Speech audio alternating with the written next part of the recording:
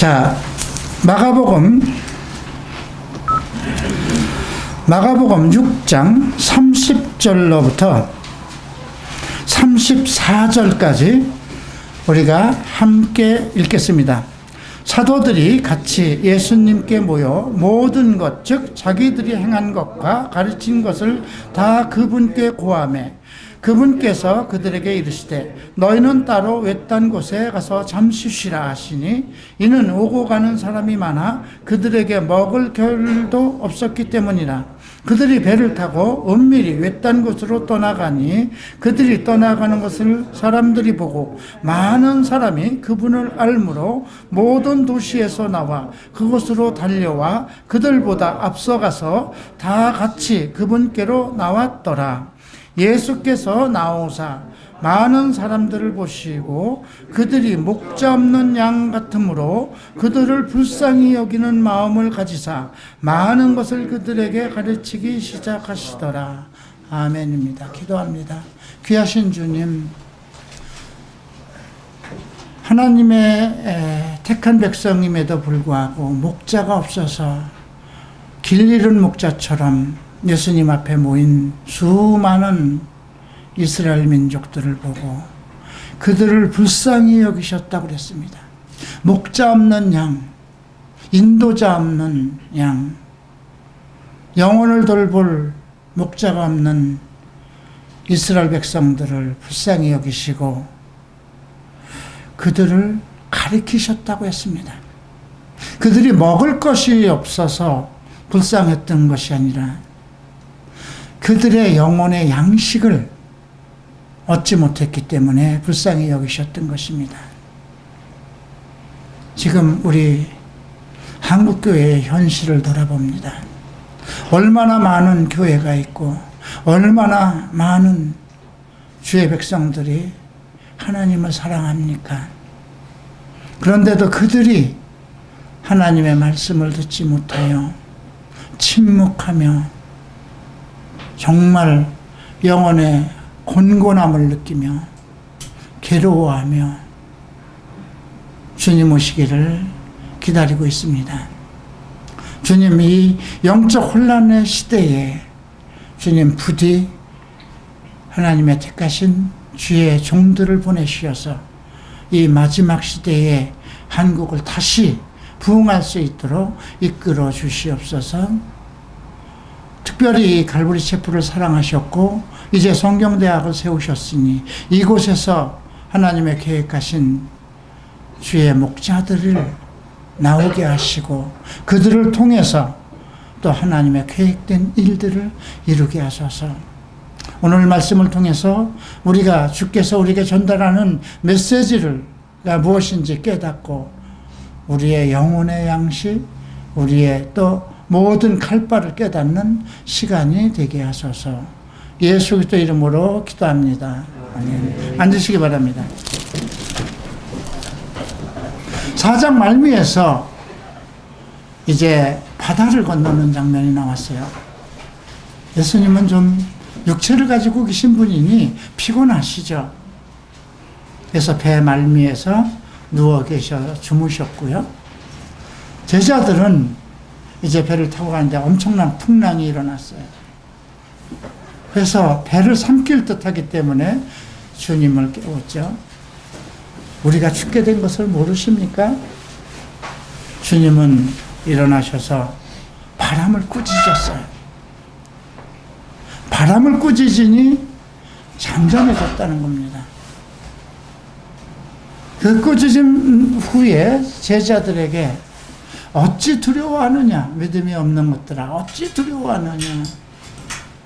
믿음이 없다고 그랬습니다. 무엇에 대한 믿음이 없었을까요? 주께서 우리가 저쪽으로 건너가자 말씀하셨거든요. 바로 4장에서 씨 뿌리는 비유. 씨를 뿌리는 자는 인자라고 그랬습니다. 예수님입니다. 씨는 말씀이라고 하셨습니다. 하나님의 말씀을 우리 마음밭에 뿌려놓은 것입니다. 그러면 그 씨가 자라기 시작하죠.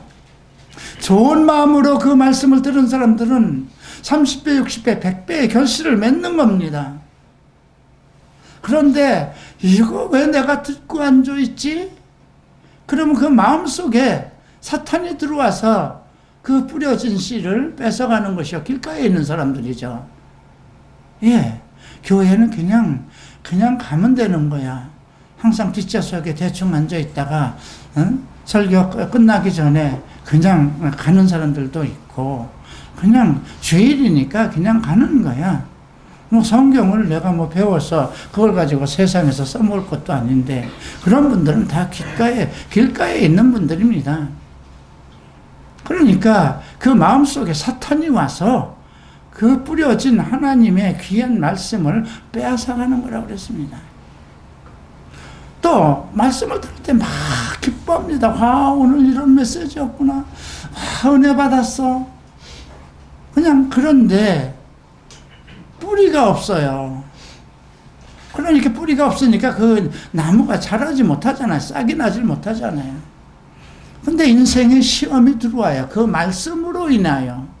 말씀은 왜 시험이 들어올까요? 우리가 예수를 믿으면 왜 연단이 들어오고 시험이 들어올까요? 우선 영적인 문제 속에서 사탄의 사람들이었는데 우리가 사탄을 거절하고 배반하고 예수님께 온 사람들이거든요. 그러니까 그 사탄의 영들은 우리를 공격할 수밖에 없어요.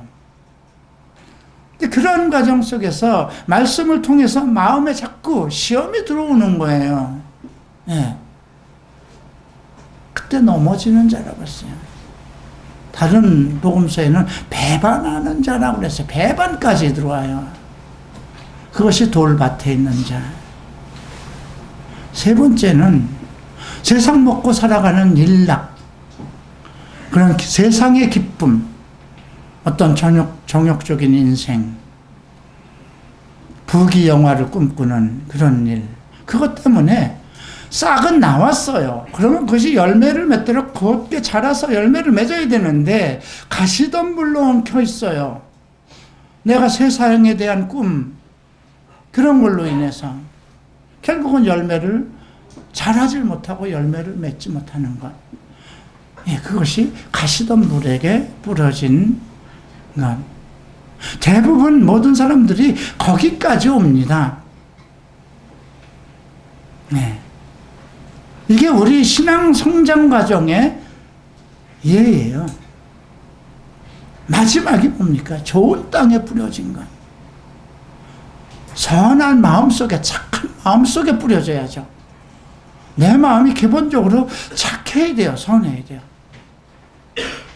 그리고 인내로 열매를 맺는 거였어요. 인내로. 오래 참아야죠. 어째 연단이 없겠어요. 그리스도의 왕국을 시험받고 내가 예수 그리스도께서 이 땅에 오시는 날 그와 함께 왕노릇 하겠다는 그 하나님 말씀에 대한 보장성. 주께서 하신 말씀이니까 주께서 성취하시는 거거든요.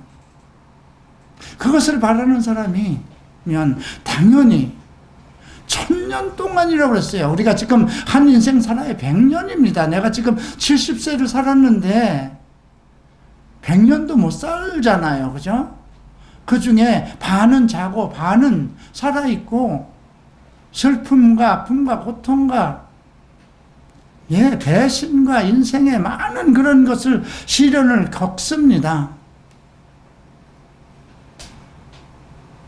그런데 1000년을 먹을 것과 입을 것에 걱정이 없고 하나님의 나라를 통치자의 한 사람으로서 같이 지도자 생활을 할 수 있는 그런 시간이 1000년이라고 생각해 보세요. 이 땅에서.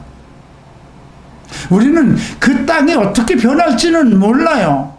이 현대 문명이 그대로 있을 것인가, 그런 것이 아무것도 없는 초토화된 에덴 동산과 같은 곳에서 아담과 하와가 벌거벗고 지냈던 그런 시대에서 살아갈는지 우리는 아무것도 알 수가 없어요. 그러나 약속된 말씀은 주님께서 이 땅에 재림하셔서 그리스도의 왕국을 세우시고 1000년 동안 우리와 함께 왕노릇한다는 결정적인 최종적인 말씀입니다. 약속의 말씀입니다. 그것을 믿는 마음으로 잠시 잠깐의 고난, 그죠? 계시록에서 10열흘 동안 환난을 받을 것이라. 열흘은 짧잖아요. 그죠? 1000년을 누리기 위해서 열흘간의 환난은 너무나 짧은 거예요. 그죠? 그래서 주님이 그 씨 뿌리는 비유를 너희가 알지 못하겠는데 어떻게 모든 비유를 알겠느냐? 이 씨 뿌리는 비유를 여러분들은 내가 그리스도와의 관계성 속에서 내 신앙의 최종적인 결론을 어떻게 들을 것인가는 하나님과의 말씀과의 관계를 어떻게 가질 것이냐에서 나타난다는 것입니다. 그래서 여러분들이 지금 나는 어느 단계에 있느냐, 길가에 있다면 반드시 돌밭이나 가시덤불 거기를 지나지 않고, 내가 길가에 있는 사람이면, 내가 돌밭에 있다고 생각되는 사람이면, 내가 가시덤불에 있다고 생각하는 사람은 반드시 다시 회개하고 착한 마음을 갖고 인내로서 하나님의 말씀을 내 안에서 성취해 나가야 될 것입니다. 씨가 어떻게 자라는지 모른다고 그랬어요. 처음엔 싹이요, 줄기요, 그리고 잎을 내고 열매를 맺는다고 그랬습니다. 시간이 되면 어떻게 한다고 그랬습니까? 때가 되면 이제 추수꾼이 와서 알곡을 거두어서 넣죠. 그래서 여러분들이 이러한 그 씨 뿌리는 비유에 대해서, 이것이 지나가는 그냥 성경에 기록되어 있는 것이 아니라 내 신앙생활에 나를 바로잡기 위한 경계의 말씀으로 생각을 하고, 그리고 주님이 저쪽으로 건너가셨습니다. 건너가자 했습니다. 바다는, 인생은 고해바다라고 그랬어요. 풍랑이 항상 있습니다. 우리가 사는 이 세상은, 그것이 바람이 불든 인생의 고난이 오든 이 세상 모든 것은 사탄이 지금까지 지배를 해요. 주님의 이 땅에 오시기 전까지는 이 세상을 지배하는 것은 역시 사탄이에요. 다만 예수 그리스도 안에 있는 사람들만 이미 그들에게 천국이 시작됐기 때문에 그들의 믿음으로 모든 시련과 고통을 이겨낼 수 있는 것입니다. 그래서 우리가 주님께서 저쪽으로 건너가자 했을 때 제자들 마음에다가 이미 하나님의 말씀, 메시지를 뿌려놓은 거예요. 건너가자. 주님이 주무셨든지 안 주무셨든지 간에 주님이 거기 안 계셨더라 하더라도 어떻게 됩니까?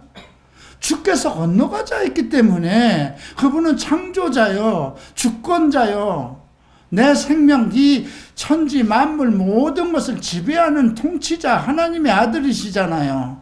그에게 주어진 것입니다. 이 세상은 최종적으로. 그렇기 때문에 가자면 동남풍이 불든 서북풍이 불든 쓰나미가 울든 무조건 가게 돼 있는 거예요. 주의 말씀은 그대로 성취가 되니까. 여러분들은 어떨까요? 인생 속에서 어떤 환난이 와든, 고통이 오든, 질병이 오든, 정말 폐암 말기가 돼서 언제 죽을지 모르는 그 시대가 내게 온다 하더라도 내가 예수를 믿고 주님의 천년왕국에 참여하기로 그 말씀을 내가 믿고 인내로 그날을 기대하고 거룩하고 의로운 주의 백성으로 살기를 힘쓴다면, 나는 언제 이 세상을 떠나도 내가 어떤 고통과 어떤 질병과 어떤 상황 속에서 이 세상을 뜨게 된다 하더라도 그 인생은 걱정할 게 없는 것입니다. 그 영혼은 이미 그리스도 안에서 보장되어 있는 것이거든요. 하나님의 말씀으로 보장되어 있는 것입니다. 이것이 성경인 거예요. 그래서 성경의 말씀은 살아계신 것이라는, 살아서 지금도 어제도 오늘도 앞으로도 계속 나와 함께 역사하신다는 이 사실을 한시도 잊으면 안 됩니다. 그리고 건너갔더니 어떤 일이 있었습니까? 군대 귀신 들린 자가 있었어요. 어쩌면 사탄은 그 자를 풀지 못하게 하기 위해서 회방했는지도 모릅니다. 왜?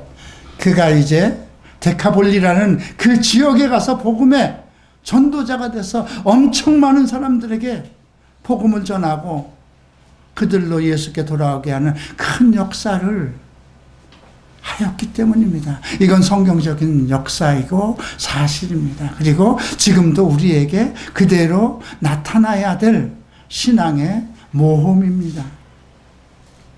지난주에 우리는 엄청난 인생 시련 속에서 신앙의 모험, 믿음의 모험을 실천한 사람들이 있습니다. 야이로 회당장, 딸이 방장 죽기 때문에 모든 자기의 지위가 모든 것을 다 내려놓고 예수님 팔 앞에 엎드려서 유태교에서 출교를 당할 망정 내 딸 하나의 생명을 바치겠다, 살리겠다는 그 신념에서 그렇게 신앙적인 모험을 했습니다. 혈루병 여인은 내가 이 정말 12년 동안 이 병을 고치려고 있는 돈을 다 없애고 많은 의사한테 기름을 받았지만 다른 방법을 찾지 못했지만 내가 이분 소문을 듣자니 이분은 문둥병을 정결케 하셨고 중풍병자를 살렸고 또 귀머거리와 눈먼 자들을 눈뜨게 하셨으니 죽은 자를 살리셨으니 이분은 메시아구나 하는 그런 믿음을 가지고 나는 이분의 옷자락만 만져도 내 병이 낫겠다는 그런 마음을 가졌죠.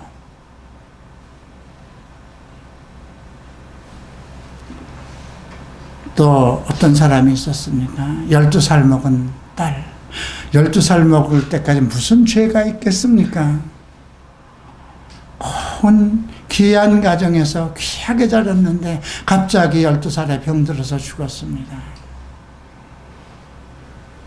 내 주님이 가서 그를 달리다금하고 깨우칩니다. 혈루병자도 여인도 12년간이었고요. 그 딸도 12년, 인생의 한 텀입니다. 같은 텀입니다. 우리가 한 인생을 살아가는 동안 구원의 역사는 하나님의 섭리 속에서 일어난다는 것입니다. 귀신 들린 자라 하더라도 그는 그 영혼이 주를 찾을 수 없기 때문에 주님이 그를 찾아갔고요. 어떤 지위와 어떤 유태교의 다른 종교 속에서 있던 사람들이라도 서로 신천지라도 또 통일교라도 그 어떤 이단 속에서 아니면 불교라도 어떤 종교 속에 있는 사람들이라도 그가 복음을 듣고 예수 그리스도를 믿는다면 그 인생이 변화되는 것이고요. 우리가 그러한 믿음의 모험, 하나님의 섭리 속에 있다는 것을 6장에서 배웠습니다. 오늘 5장에서 배웠습니다. 오늘 7장에는 아까 우리가 봤던 내용처럼 그 많은 사람들이 이제 모였습니다. 이제 이 모인 장면은 12제자를 2명씩 해서 이제 선교 마을로 보냅니다. 근데 맨 처음 장면이 뭐냐면 예수님이 자기 고향으로 가세요. 나사렛으로 가신 겁니다. 제자들 데리고 나사렛으로 갔죠. 그런데 그들이 아니 이 사람 목수의 아들 아니야? 그의 형제들 우리 다 여기 있는데 그 너희들도 결혼해서 지금 우리와 살고 있는데 이 사람은 마리아와 그 목수의 아들 마리아 아들이 그 목수의 아들 아니까 목수가 아니냐 그랬어요. 예수님의 그 아버지 마리아의 남편은 목수였습니다. 그러니까 예수도 자라면서 아버지를 따라서 목수 일을 배웠고요. 이스라엘 사람들은 12살까지 이제 그 성인이 될 때까지 부모 밑에서 자라다가 12살이 되면은 성인식을 마치고 나서 어른으로서 이 세상을 살아갈 직업 한 가지를 배우기 시작합니다. 근데 예수님은 아버지가 목수니까 예수님도 목수를 배우셨죠. 그리고 아마 그 아버지는 일찍 아마 소천하셨던 걸로 보이죠. 그래서 가장으로서 어머니와 형제들과 누이들을 30살이 되기까지 이제 그들을 이제 가장으로서 돌봤고요. 근데 그 동네 사람들은 그 내용을 다 아는 거예요. 야고보와 요셉이죠. 그 다음에 유다와 시몬의 형제가 아니냐. 4명의 형제가 있었다는 건 우리는 이제 그 서신서를 통해서 이들을 또 만나보게 되죠. 그의 누이들이 우리와 함께 여기 있지 않느냐. 그 누이들은 이제 출가해서 그 지역에서 살고 있었던 것이죠. 그래서 예수로 인해서 실족했다는 것입니다. 왜 실족할까요? 왜 실족할까요? 제가 43살에 이제 특별한 변화를 받고 45살에 이태원으로 들어와서 이태원 클럽을 하던 자리에다 교회를 개척했습니다. 근데 그 지역에 살던 사람들, 클럽을 운영하는 사람들, 카페를 운영하는 사람들, 그대로 있던 사람들은 나를 알죠. 그런데 과거에 리에마마로 정말 이태원을 주름 잡던 사람이 7년 만에 왔는데 목사가 돼서 왔다는 것이죠. 그들은 실족을 하죠. 왜 실족을 할까요? 과거에 나를 알잖아요. 아니 저런 사람이 어떻게 목사가 돼? 지금 똑같은 현상이에요. 목수가 어떻게 메시아가 돼? 예. 그래서 예수님께서는 그렇게 얘기를 합니다. 예언자는 자기 고향과 친족과 자기 집 외에서는 다 존경을 받는다는 거죠. 왜? 외부 사람들은 나의 과거에 대해서 관심을 갖는 것이 아니라 지금 현재 나타나는 믿음의 역사, 복음의 역사 속에서, 복음의 사역 속에서 나타나는 그것을 보고 따르는 거거든요. 자, 이제 병든 사람이 있어요. 지금 아까 야이로 회당장도 처음에는 그런 생각을 했을 거예요. 예, 아니 목수의 아들이라고 그러는데요. 무슨 저 사람이 뭐 병을 고쳐 하는 그런 생각을 가지고 있었지만 병을 고치는 현장에서 현장을 본 사람은 그것만 보는 것입니다. 그리고 내가 문제가 생길 때는 이 사람이 내 문제도 해결하겠구나 하는 확신을 갖는 거거든요. 우리가 상대에 대해서 너무 알 때 실족할 수도 있어요. 예. 그래서 그곳에서는 어떤 능력 있는 일도 행할 수 없어서 다만 몇몇 병든 사람, 이것은 무엇이에요? 믿음이 없는 곳에서는 능력을 행할 수가 없다는 것이에요. 그러니까 우리가 나중에 사도행전에서 안증뱅이를 베드로가 일으켰을 때 그에게 믿음이 있는 것을 보고 내가 너에게 줄 것은 없으나 예수의 이름으로 명하노니 일어서라고 그러고 일으켰던 거거든요. 믿음이 있는 곳에 어떤 능력이 나타난다는 것입니다. 여러분들이 어떤 말씀에 대한 그 믿음을 가지고 있고 내가 이 말씀대로 될 것이라는 그 확신을 가지고 있을 때에 어떤 그런 믿음의 특별한 이적들, 기적들이 나타날 수 있다는 것입니다.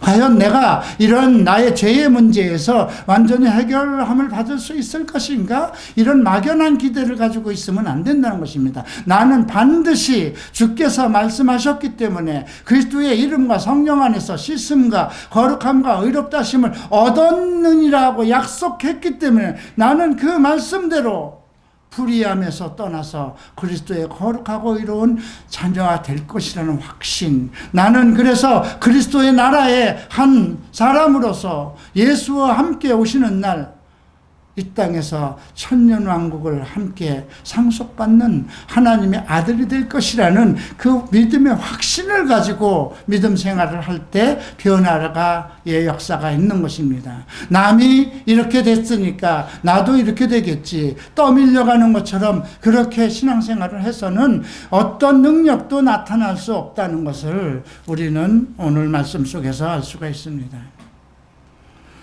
6절을 보면 그들이 믿지 아니함으로 이상히 여기시고 기이 여겼다고 그럽니다. 이상히 여기시고 마을을 두루 다니시며 가리키셨습니다. 왜 그랬을까요? 그들은 말씀을 듣지 못했기 때문에 그렇습니다. 그들이 믿지 않는 것은 다 유태인이고 하나님을 믿고 종교활동을 하고 있지만 그들과 말씀과의 관계를 가지고 있지 않았기 때문에 그들이 믿음의 발견을 할 수 없었던 것이죠. 그리고 이제 예수님은 이것이 모든 전 지역에 다 동일한 상황이겠구나 싶어서 이제 12 제자를 부르시고 그들을 둘씩 짝을 져서 내보냅니다. 그리고 그들에게 그 더러운 영들, 귀신들을 쫓는 권세, 능력을 주십니다. 그리고 여행을 위해서 지팡이 들지 말라. 지팡이 한 개만 가져라. 지팡이 한 개 외에는 짐보따리나 돈주머니나 돈이나 아무것도 취하지 말게 하시고 신만 신고 덧옷도 2벌 이상 그냥 입은 대로. 지팽이는 왜 가져야 될까요? 그 당시 버스가 없고 자동차도 없으니까 걸어서 가야 되니까, 또 밤중에 길을 걸을 때는 또 어떤 야생동물도 만날 수 있고 지치면 의지해야 되기 때문에 지팽이는 필요했던 것입니다. 그리고 짐보따리나 빵이나 돈주머니 가지고 다니지 말라는 거죠. 우리는 지금 이대로 지금 두마개리 가면 오지 말라고 그럴 거예요. 그죠? 이번에는 잔뜩 가져가야 됩니다. 자, 이건 제자들이 왜 이런 것, 그런 것에 의지하지 않게 하기 위한 것입니다. 오직 예수 그리스도께서 현장에서 필요한 것을 하나님께서 다 성취하실 것이기 때문에 돈이나 이런 걸로, 재물로 선교를 하는 것이 아니라 오직 그리스도의 말씀에 의지하고 그의 영에게 충실하게 하기 위해서 아무것도 갖지 못하게 한 것이죠.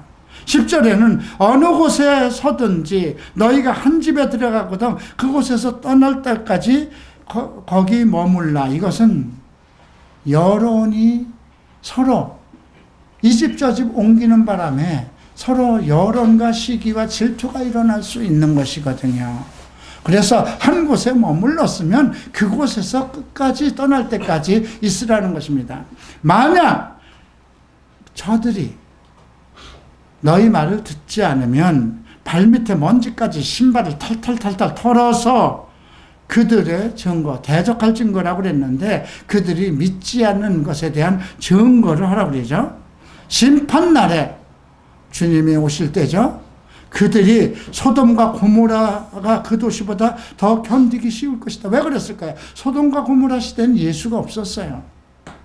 그런데 예수의 복음을 주의 사자들이, 하나님의 택한 종들이 가서 복음을 뿌렸는데도 그것을 거부하고 받지 않았으면 차라리 소돔과 고모라의 그 멸망보다도 더한 것을 그들은 받을 것이라는 것입니다. 그러니까 우리가 복음을 듣고도 받지 않는 것에 대한 형벌이 얼마나 무서운 것인지. 그래서 여러분들이 여러분 가족을 전도할 때 정말 신중해야 되는 것입니다. 선한 것이 나타나도록 여러분들을 통해서 얘가 예수를 믿더니, 얘가 정말 갈보리 채플에 갔더니 이렇게 사람이 변하고 있구나, 이렇게 변하고 있구나. 그런 걸 통해서 하나님의 살아계심을 그들이 깨닫고 그들도 예수를 영접할 수 있는 길로 그렇게 인도해야 되겠죠. 그래서 그들이, 제자들이 나가서 회개할 것을 선포하고, 회개하라, 천국이 가까웠다. 이것은 세례 요한도, 예수님도, 또 제자들도, 또 오늘날 우리가 복음을 선포하고 복음을 전하는 우리에게도 동일한 주제입니다. 천국이 가까웠다. 회개하고 복음을 믿으라. 이 메시지는 변하지 않는 진리인 것입니다. 그리고 사파처럼 14절부터 이제 세례 요한의 죽음이 이제 9절까지 나옵니다. 헤롯, 여기서 나오는 헤롯 왕이라는 것은 헤롯 안디바스를 얘기합니다. 헤롯 대왕의 아들이죠. 상당히 이 사람은 어떤 건축에도 재능이 있고 정말 그 좋은 유대인으로 개종을 한 왕이기도 하는데 상당히 정말 악한 일을 많이 했죠. 그의 아버지 헤롯 대왕은 말할 것도 없고요. 예, 그 아들들이, 그 헤롯 대왕은 자기가 낳은 그 아들들, 원래 미리암느라는 그 제사장의 딸과 결혼해서 아리스토라는 그 아들을 낳았는데, 그 아들이 그 정치적인 세력, 제사장의 세력을 가지고 어떤 일들을 야망, 정치적인 야망을 가지고 있을 때 그 아들까지도 죽였던 것입니다. 그래서 아리스토블루스의 딸이 누구냐면 여기에 나오는 오늘 세례 요한의 목을 쳐서 죽게 했던 샬롬에도 나오고 헤로디아가 나오죠. 헤로디아가 헤롯 대왕의 아들 아리스토블루스의 딸이기도 합니다. 자, 그런데 지금 요한이 이렇게 죽은 것은 그 당시 헤롯 안티파스가 자기의 동생의 이복 형제지만 헤롯 빌립이 로마에 있었습니다. 그는 어떤 정치적인 야심보다 왕족들, 로마 황족들 속에서 그냥 유의자적하면서 어떤 그런 부귀영화를 누리는 것에다 정치적인 야망보다는 그런 생활을 택했습니다. 근데 로마의 이제 황족들 속에서 살고 있는데 헤로디아가 빌립의 아내였어요. 근데 이제 헤롯 안티파스가 로마에 갔는데 헤로디아가 반한 겁니다. 정치적인 야심에.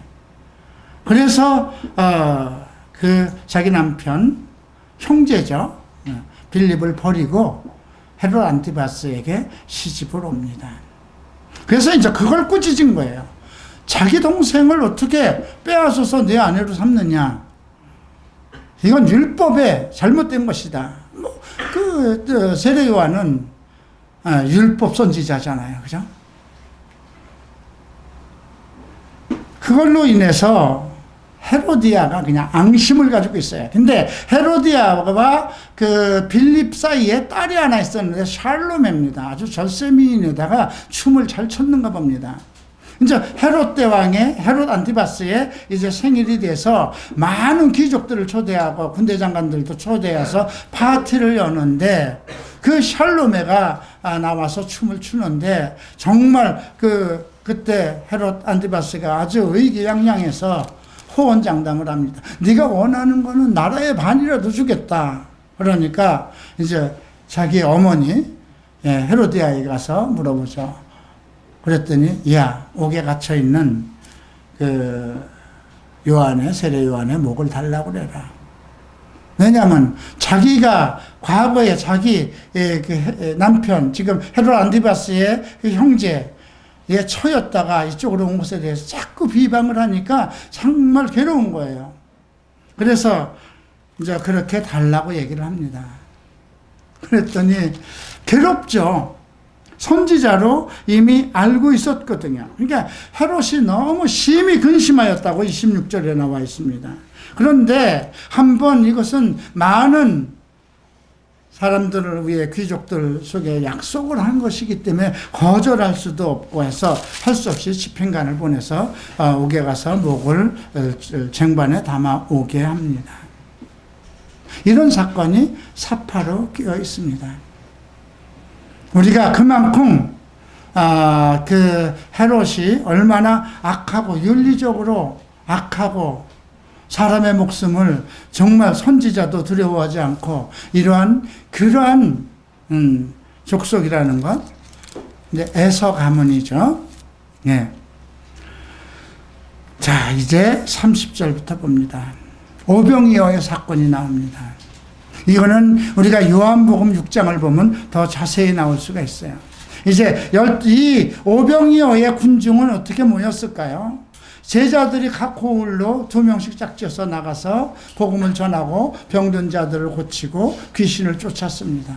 그래서 제자들을 따라서 각 지역에서 사람들이 들어온 겁니다. 너무나 많은 사람들이 몰려오니까 제자들이 밥 먹을 겨를도 없어서 제자들에게 너희들은 배를 타고 가서 저쪽 다른 지역으로 좀 가서 외딴 곳에 가서 쉬어라. 그렇게 이제 일러놓고, 근데 너무나 많은 사람들이 나오는데 보니까 목자 없는 양 같다고 그랬습니다. 이스라엘 백성은 우리가 창세기부터 쭉 이렇게 내려오면 특별히 출애굽기에서 이제 어린 양에 대한 것이 언급이 됩니다. 이스라엘 백성은 하나님의 양입니다. 물론 예수님은 그들을 위해서 희생당해야 할 어린 양으로 우리에게 보여지고 있습니다. 그런데 목자 없는 양 같다는 것입니다. 목자 없는, 왜 양에다 비유를 했을까요? 양은 자생 능력이 없습니다. 스스로 살아갈 능력이 없는 거예요. 자생 능력이 없기 때문에 반드시 목자가 있어야 되고, 목자가 그들을 이끌어서 푸른 초장에서 먹여야 되고, 시냇물 좋은 물을 먹여야 되는 것이거든요. 그러니까 하나님과 양들 사이에 중간 메신저들을 보냈잖아요. 그죠?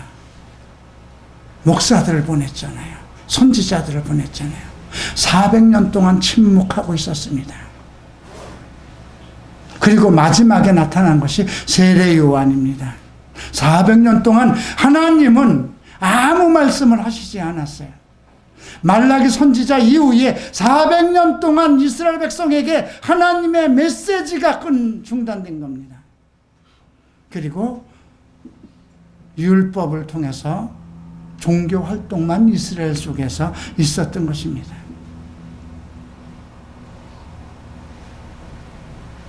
우리가 이러한 상황 속에서 그나마 예수 그리스도의 오심을 증거하는 세례 요한이 보내졌는데 그 글을 정치적으로 죽임을 당하고 맙니다.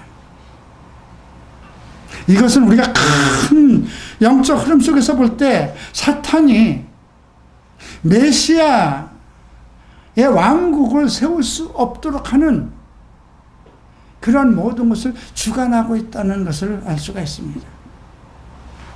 그래서 하나님의 택한 백성들은 그들을 돌보는 목자가 없는 것입니다. 자, 양들은 첫 번째 자생 능력이 없다는 것이고요. 두 번째는 자기 목자가 불러내야 음성을 안다고 그랬어요. 목자의 음성을 알고, 자, 누렁아 나오면 누렁아하고 부르면 누렁이가 음매하고 나오는 겁니다. 자기 음성을 알기 때문에. 이게 이제 요한복음 10장에서 나오는 거예요.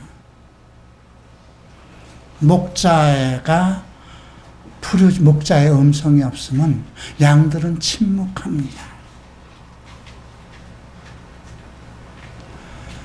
양들이 침묵한다는 건 어디에 반응할 곳이 없다는 거죠. 그래서 도살장으로 가는 양들이 묵묵히 말없이, 예수님이 정말 그 십자가로 이끌려갈 때 묵묵히 말없이 갔듯이 양들은 자기의 이 옷을 전부 다 그 양털을 벗겨가고 자기의 생명을 뺏어가는데도 묵묵히 침묵하고 있는 것입니다. 얼마나 불쌍할까요? 없으면 없다, 배고프면 배고프다 얘기를 해야 되는데 목자가 없기 때문에 아무 소리를 내지 못하고 있는 양들의 상황인 것입니다. 세 번째는 무엇일까요?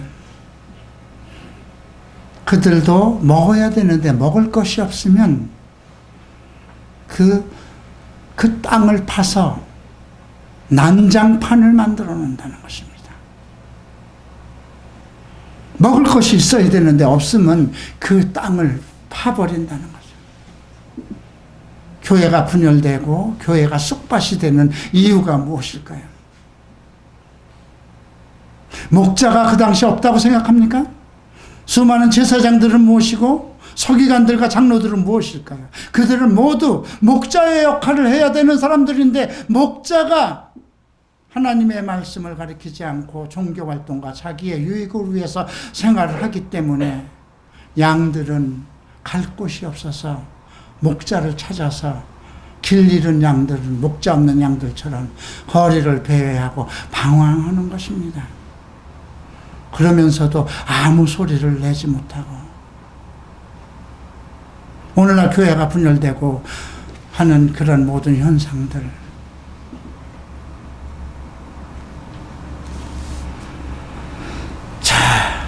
근데 너무 불쌍한 거예요.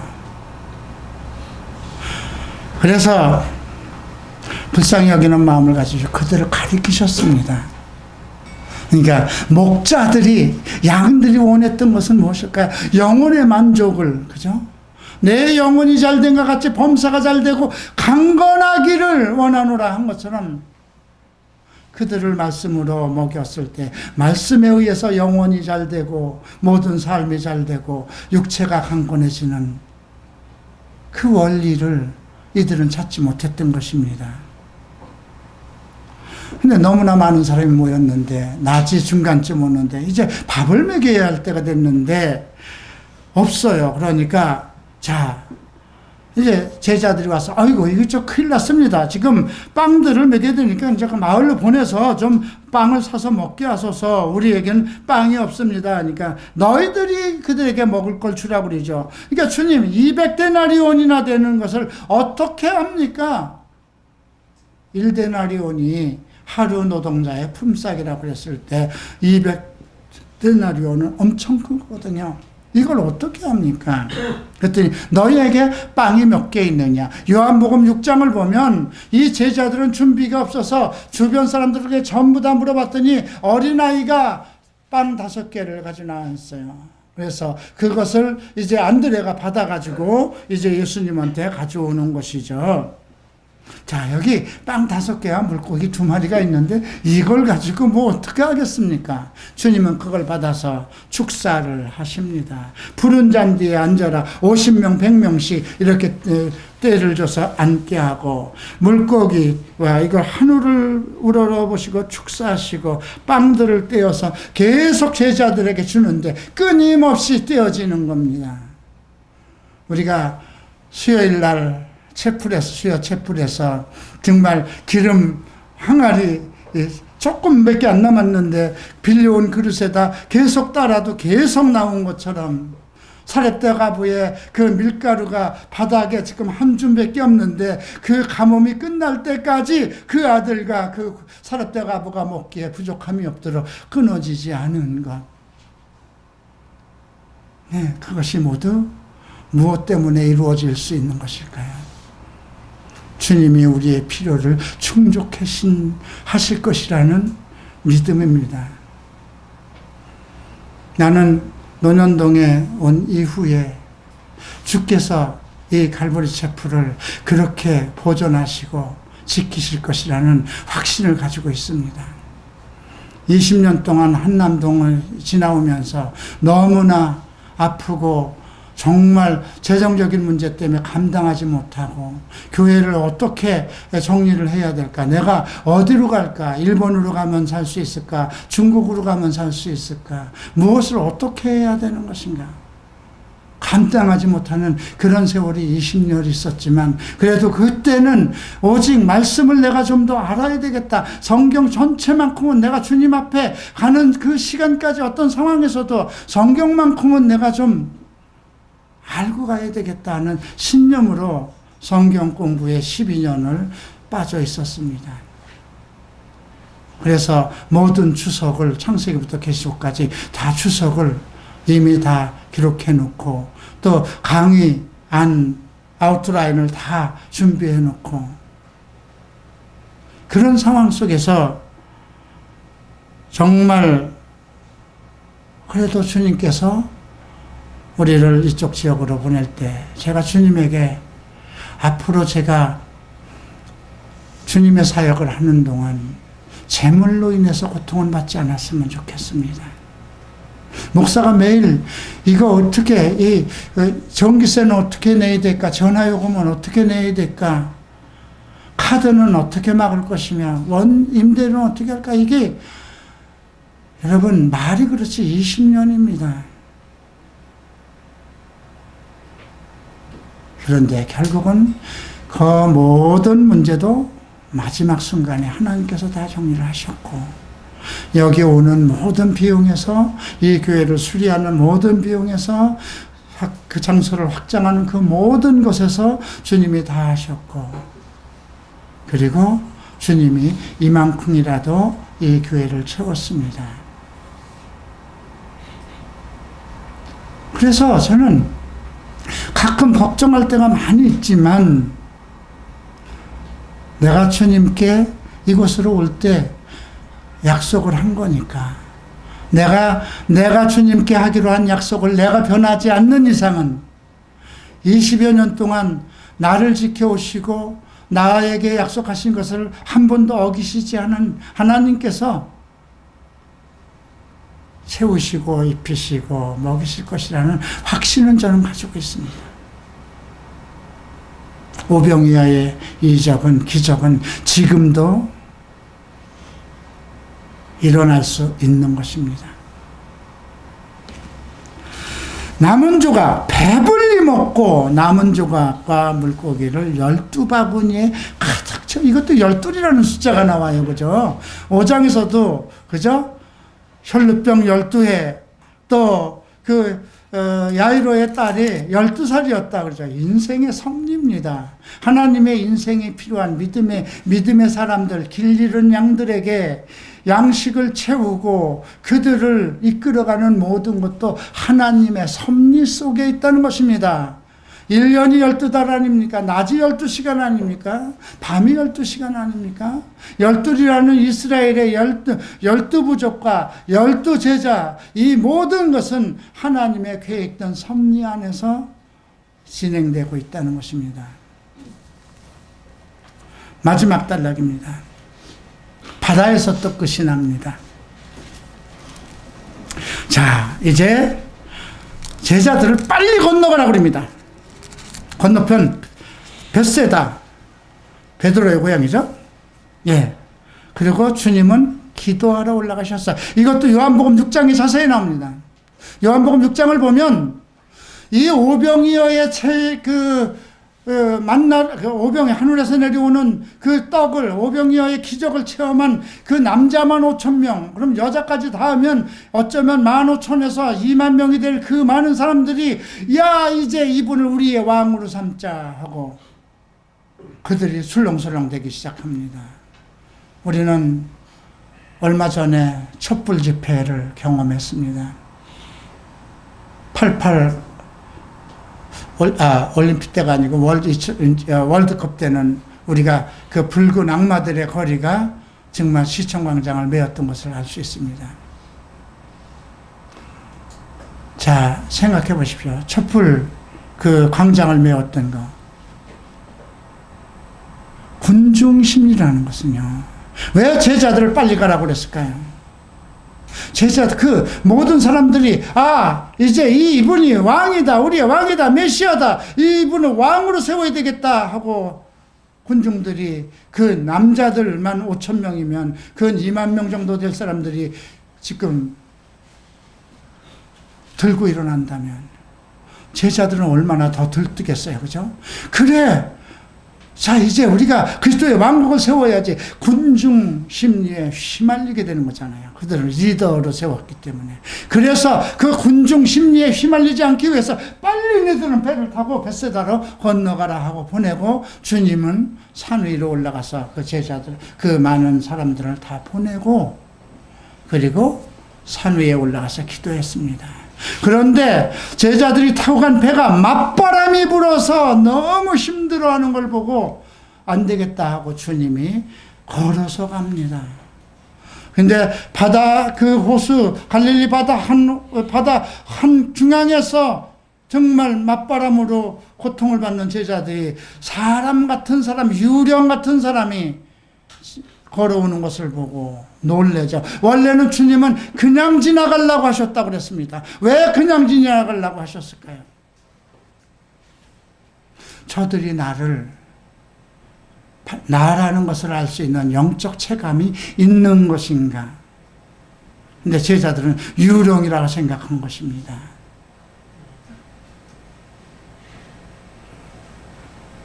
그때 다른 성경에는 베드로가 내다, 그러니까 주시면 나를 바다 위로 부르소서 하니까 주님이 그를 끌어내니까 바다 위로 걸어가다가 지금 내가 뭐 하는 거야? 바다 위를 걷는 거야? 그 생각하는 순간 빠져들어갔을 때 주님이 믿음이 없는 자야, 왜 의심하느냐 그랬죠. 베드로의 목적은 무엇이었을까요? 예수님은 제자들을 구하러 너무 급하니까 왜 바다 위를 걸어갔지만 베드로는 뭐 때문에 바다 위를 걷고 싶었습니까?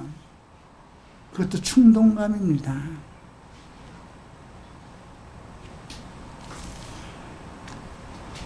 주님은 이제 배에 올라서 두려워하지 말라고 배에 오르니,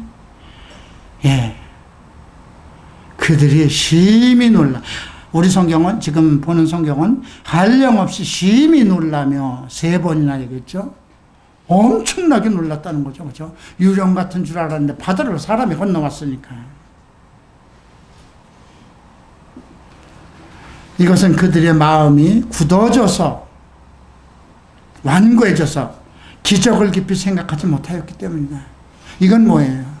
예수 그리스도에 대한 존재의식이 없었다는 것입니다. 그분은 창조자이시고 말씀대로 모든 것을 이루시는 분이고 초월자이시며 무엇이든지 이 세상의 원리를 초월해서 하실 수 있는 분이라는 것을 잊고 있었다는 거예요. 이것이 불과 오병이어가 일어난 날, 그날 저녁의 일이거든요.